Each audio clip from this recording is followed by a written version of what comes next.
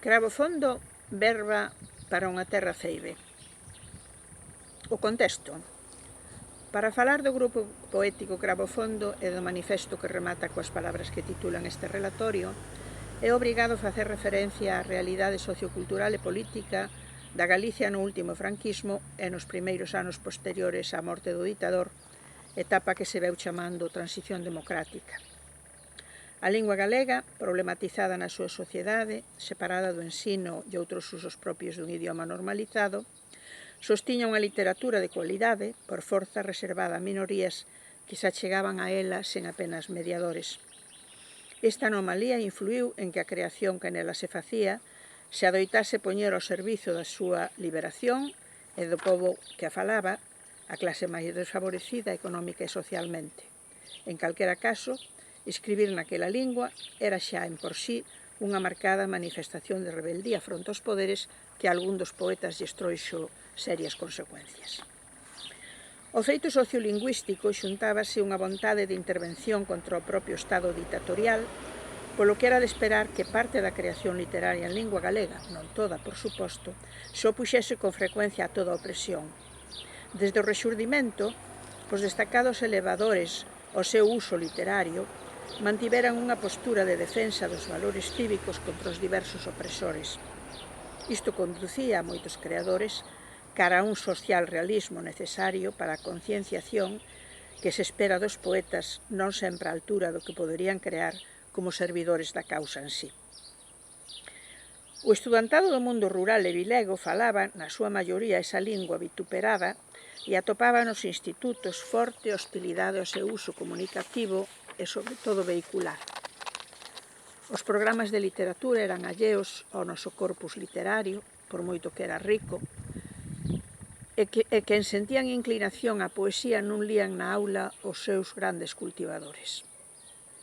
No ano 1963, para ir marcando un pouco xa na historia, a instancias do profesor Avelino Abuinda Tembra, escritor el mesmo, o Colexio Manuel Peleteiro de Santiago creou os premios literarios Minerva, de ámbito galego, para estudantes de bacharelato, que foron apadriñados na primeira edición e algunha vez máis, pero si na primeira, nin máis nin menos que por don Álvaro Cunqueiro.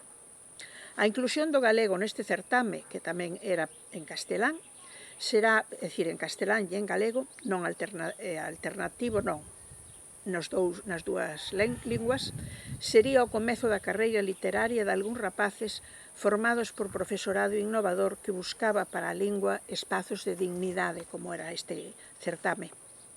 Un dos institutos de bacharelato propiciadores deste achegamento foi o Instituto Nacional de Bacharelato de Lugo, masculino. Profesores de lengua e literatura en castelán, como Xesús Alonso Montero e María Victoria Moreno, razoaron cos alumnos o conflito lingüístico e estimularon a creación en lingua galega. A profesora Moreno publicou unha escolma bilingüe galego-castelán, Os novísimos da poesía galega, Los novísimos de la poesía gallega, en Acal, Madrid, 1973. Xesús Raba de Paredes, Félix Vergara Vilariño e Xavier Rodríguez Barrio, que serán gravofondistas, xa formaran parte desta escolma. Como se forma o grupo Cravofondo? Os cravofondistas fomos 7. 5 estudaran o bacharelato no Instituto Masculino de Lugo, antes citado, con todas as circunstancias favorables que dixen. 6 éramos lugueses. 1 era de fora. Algúns non tiñan libro publicado. Ramiro Fonte, Pontedeume, nacido en 1947, estaba inédito. Xesús M. Valcárcel, Lugo, 1955, estaba inédito. Xulio L. Valcárcel, Lugo, 1953, estaba inédito. Xesús Raba de Paredes, Cospeito, Lugo, 1949, tiña unha obra publicada. Xavier Rodríguez Barrio, Lugo, 1956, tiña obra publicada. Félix Vergara Vilariño, Santalla, Samos, 1953, tiña obra publicada. Elena Viller Janeiro, Becerra, 1940, que en fala, tiña un libro publicado en castelán. Teño que decir, foi en 1972 que inmediatamente me dei conta daquela anomalía e empecé a escribir en galego, pero en galego apenas tiña cousas publicadas. Se na antoloxía dos novísimos entrara a poeta Margarita Ledo Andión, en Cravo Fondo vai estar Elena Villar Janeiro. Resalto este dato pola presenza das poetas que vai gañando terreo, cando menos simbólico, pouco a pouco, na historia da literatura ata desembocar nesa gran fervenza literaria das mulleres a partir dos 90. Xulio López Valcárcel tense referido en dúas ocasións a este colectivo. No número 5 da revista Guieiros da Asociación Xermolos, en 1997, dedicado a Fiz Vergara Vilariño, tras do seu pasamento no libro tras do seu pasamento, Fiz Vergara Vilariño xa se chamaba Fiz Vergara Vilariño, pero empezou como Félix, e no libro aínda aparece como Félix. A segunda vez que se ocupa deste tema é no libro homenaxe Labras do Oficio, Xesús Raba de Paredes ante 33 miradas, Fundación Manuel María, Asociación Xermolos 2008. E vou botar máis das súas palabras nesta última publicación, porque de todos os cravofondistas creo que foi o que aprofundou e o que falou en lugares relativamente restringidos, pero do que foi o grupo e faino moi ben. Ademais é do grupo inicial, polo tanto sabe de que fala. Fala Xulio. Debeu ser unha tarde de outono de 1976, cando paseando pola Rúa do Franco en Compostela, enxergamos a idea de Cravo Fondo, nome de inequívocas resonancias rosalianas. Os tres membros orixinarios, Ramiro Fonte, Xesús Manuel e máis eu, incorporamos logo a Xavier Rodríguez Barrio, daquela na Mili en Melilla, e a Fiz Vergara Vilariño, que estaba de volta na súa amada Louzara Xabreira.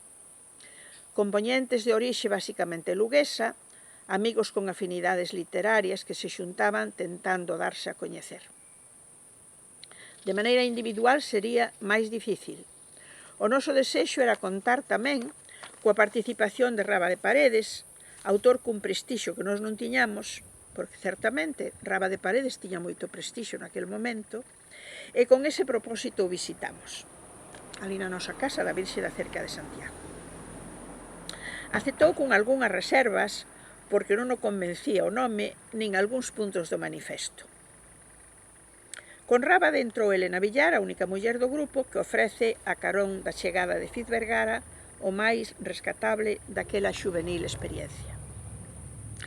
Teño que decir que a miña incorporación como exixencia de Xesús Rábade debíase a aquel proxecto no que os dous creábamos poesía e narración a catro mans.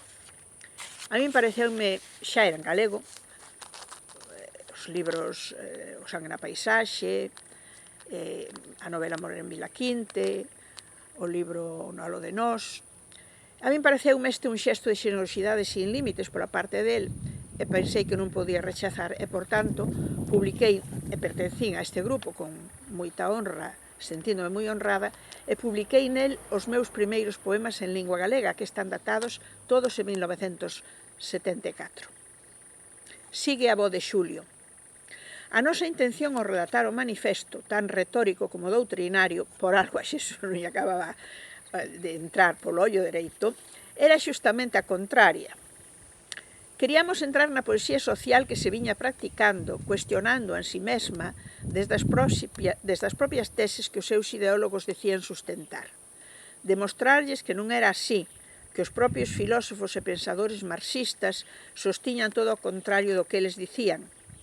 Achegamos para iso unha serie de argumentos estritamente marxistas que contradicían de raíz a estética e os principios dominantes. En realidade, por moito que enchésemos a boca con palabras grandes, nós non queríamos facer ningunha revolución.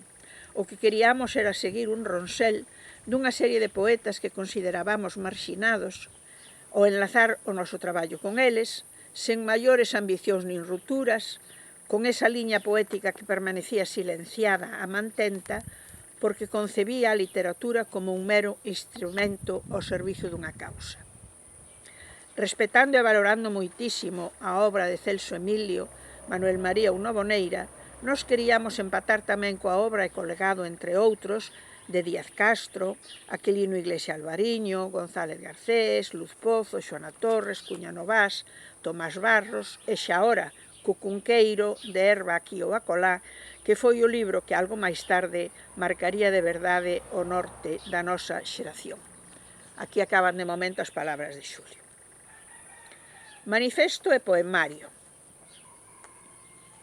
O manifesto insírese nunha pequena antoloxía de idéntico nome, publicada por Follas Novas Edicións, Santiago 1977, con capa de Sucasas, que eu non me fixera que era de Sucasas, e as páxinas sen numerar, co cal me foi bastante difícil calcular o número de páxinas que ten, das que o manifesto ocupa 6, as que se engade unha sétima cos escritos en mayúscula, 10 puntos esenciais do grupo poético Cravo Fondo por Galicia pola poesía. Os títulos xenéricos das aportacións de cada poeta son de Ramiro Fonte, Verbas para aprender a morrer ás 3 da madrugada, de Xesús Raba de Paredes, Cancións de Brétema, en singular, de Xavier Rodríguez Barrio, Afirmándome, de Xulio L. Valcárcel, Cando as pombas morren a balazos, de Xesús Manuel Valcárcel, As escuras moitedumes da seitura, de Félix Vergara Vilariño, Muller de ser e soño e espiga, e de Elena Villar Janeiro, Canción de Brétema. Teño pleno convencemento de que Rábade e máis eu non repetimos o título, un en singular e outro en plural, e, polo tanto, teño que pensar que algo se nos debeu interpoñer e que nós non controlamos, porque nós de verdad que con esta edición tivemos moi pouca relación para editalo, polo tanto, un de nós non pudo titular así o seu apartado, porque non sabíamos que éramos poetas distintos un do outro. Finaliza cunha fe de ratas, que non as recolle todas e este a pena, porque sí que hai ratas, como era frecuente cando se admitía o erro como inevitable nas publicacións que non eran tratadas con esmero e aínda nas que eran tratadas con esmero. Certamente, da lectura da antoloxía pode inferirse a diversidade dos contidos e das incipientes poéticas que todos nós íamos ir conquistando no futuro. Cravo Fondo e a súa proxección no tempo. E retomo a palabra de Xulio López Valcárcel no devandito texto. Considero, pois, que o cambio de rumbo na poesía de finais dos 70 non veu condicionado por Pexegueiro, cofundador e na mesma liña que Rompente, pero con moito máis contido, nin polos celebrados libros de Méndez Ferrín e Arcadio López Casanova, sen desmerecer a aportación destes e doutros grandes poetas. O cambio de rumbo veu dado pola recuperación desa liña poética antes aludida, que xa existía e que nós entendíamos válida e vixente. Na disyuntiva entre tradición e revogación, Cravo Fondo optou pola primeira. E aquí acaban as palabras de Xulio, perdón. Porque sempre resulta tentador comparar Cravo Fondo cos outros colectivos que naceron pola mesma época, foi tempo de colectivos e de manifestos, moi especialmente con Rompente. Por iso me pareceu oportuno recabar opinión, eu pola miña conta, dunha estudosa da literatura galega e non galega, da literatura en xeral, allea ao noso grupo e con coñecementos teóricos sobre o tema para falar desto. Tive a sorte de que moi amablemente me atendeu con rapidez e con moita lucidez.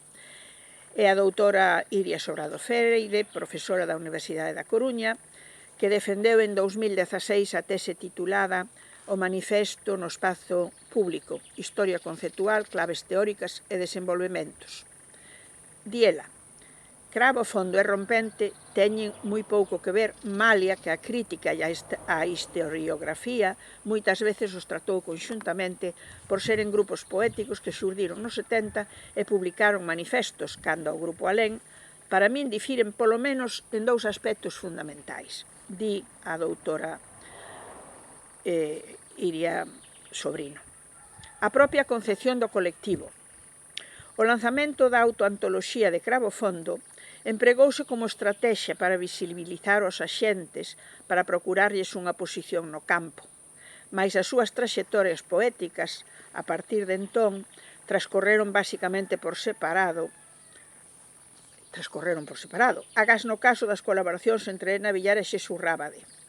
Aquí quero decir que as colaboracións entre Elena Villar e Xesús Rábade duraron 6 anos reais, 8 anos teóricos, e que despois tamén seguimos os nosos camiños.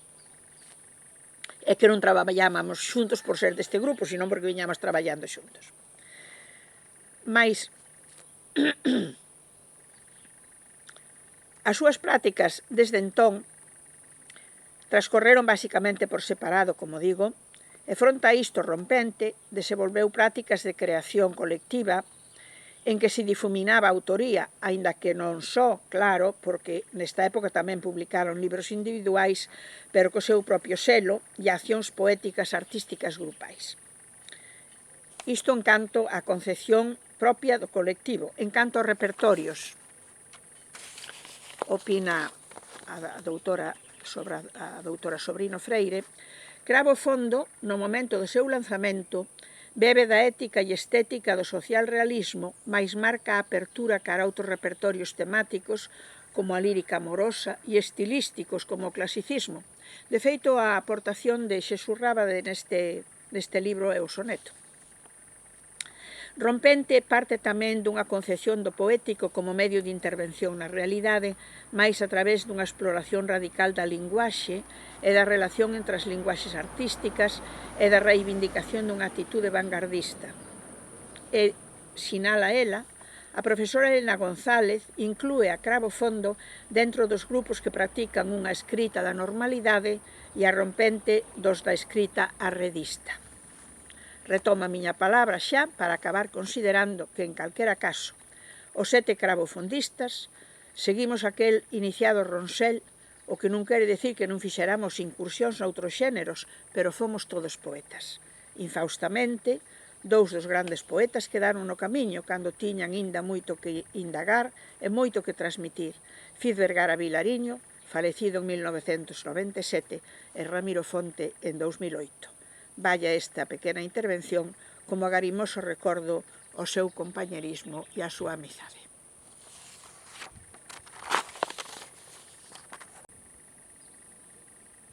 Xera mostrarvos o libro porque onte fixe unha especie nas redes de mirar que non recordaba, e sí, hai moita xente que o recordaba e que mo poñía fotografado, pero é un libro por fora con a capa de sucasas, con certo atractivo, moi rechamante. E logo, claro, ten unha letra moi pequeniña, e, polo tanto, é de difícil lectura, pero é o que hai. Non había moito carto e é o que hai. Pareceme que sería... non había moito carto, non había ningún, gracias á xenerosidade de Follas Novas, ya que se pudo editar. Vou ler os puntos esenciais finais ese do Grupo Poético Cravo Fondo por Galicia pola Poesía, para que soe un pouco máis que a teoría, que soe un pouco a práctica, que se vexa o que queríamos decir, que despois o que escribíamos non tiña moita relación, pero bueno. Primeiro, o Grupo Cravo Fondo nasce para lle dar unha alternativa revolucionaria á poesía galega. Segundo, o grupo declárase partidario, aínda que os seus membros poidan ou non pertencer a partidos políticos. Terceiro, de todos os xeitos, o sentir político do grupo será estritamente nacionalista galego. Cuarto, Cravo Fondo procura levar a verdadeira poesía ás clases traballadoras galegas e é por iso polo que pretende ser fiel á poesía mesma. Quinto, os seus compoñentes haberán de desenrolar unha intensa actividade literaria dentro da nación galega, publicación, recitales e coloquios por villas, barrios, etc., por ir así podendo chegar ao maior número posible de xente. Sexto, fica así refugado calquera xeito elitista de entender a poesía. Sétimo, Cravo Fondo tentará saír da poesía oportunista política que magoa tanto esa loita como a literatura galega mesma. Oitavo, o grupo non será entendido como unha cooperativa, senón como un fato de homes que se xuntan arredor dun eixo central, unha nova alternativa dentro da poesía galega, e así serán respetados necesariamente todos os xeitos de expresión de cada autor. Noveno, os membros do grupo tencionarán desenrolar unha renovación total da poesía galega. E décimo, esta devandita renovación tentará de elevarse á totalidade que configura a obra literaria, investigación idiomática, achado de novas temáticas, etc. Aquí acaba a lectura e eu quedei onte francamente abraiada de que se me chame home. Pero claro, estou me dando conta agora sobre a lectura, de verdade que sobre a lectura, de que é que o tiñan feito cando pensaban que eu non iba a ir e que non o amañaron. Entón, É a segunda vez que eu aparezo tratada como home. Aquí están estes homes, xa mo dixeron outra vez. Pois aquí, un grupo de homes e unha muller.